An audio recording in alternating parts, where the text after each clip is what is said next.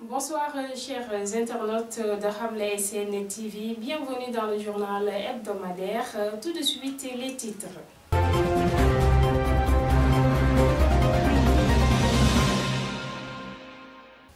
La hausse des prix à la une des quotidiens, hommage à Alioune Badara 6, grande coalition de l'opposition, Malick Gakou a fait son choix.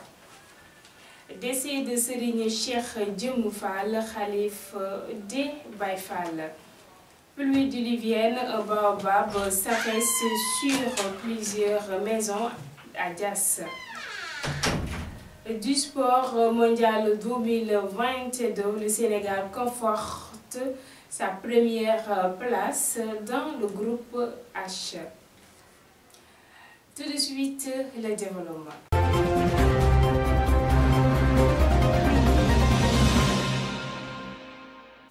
Après l'huile, le sucre et le riz, le prix d'autres denrées de première nécessité ou les bouillons ont connu une hausse considérable.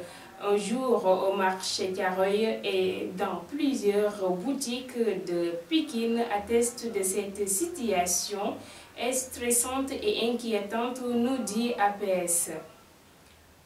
Alioune Badara Cissé a été inhumé dimanche au cimetière de Bakia à Touba. La dépouille de l'ancien ministre des Affaires étrangères a été acheminée dans la capitale du mouridisme après une cérémonie de levée du corps empreinte de sobriété à l'hôpital où il est décédé samedi des suites d'une maladie, nous indique APS. La décision est finalement prise par le bureau politique du grand parti dirigé par Malick Gakou au sujet de la grande coalition de l'opposition qui sera officialisée ce jour.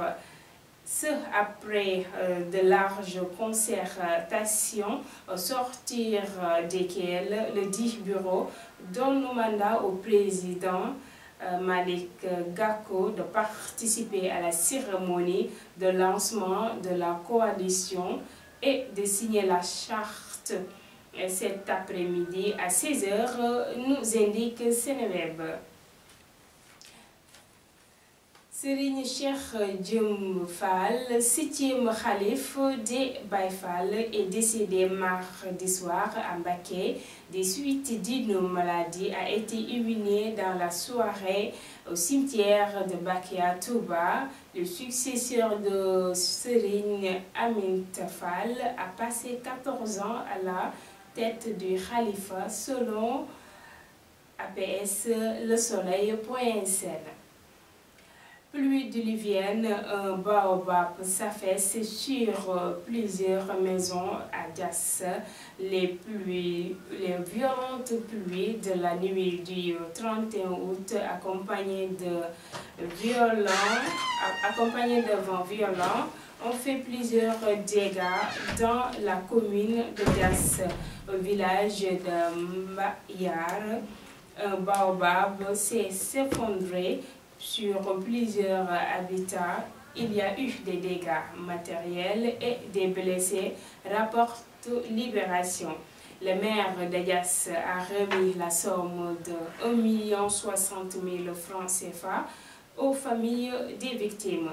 D'après les informations glanées par le journal, nous rapporte Seneweb. On termine avec du sport mondial 2022. L'équipe du Sénégal a battu le Togo 2-0. Les braves Warriors ont été contraints au partage des points par les Diables Rouges de ce match joué au stade des Orlando Pirates à Soweto dans la banlieue de Johannesburg en Afrique du Sud, nous indique APS. Voilà tout pour ce journal hebdomadaire. Restez sur Hamlet SN TV, le programme continue.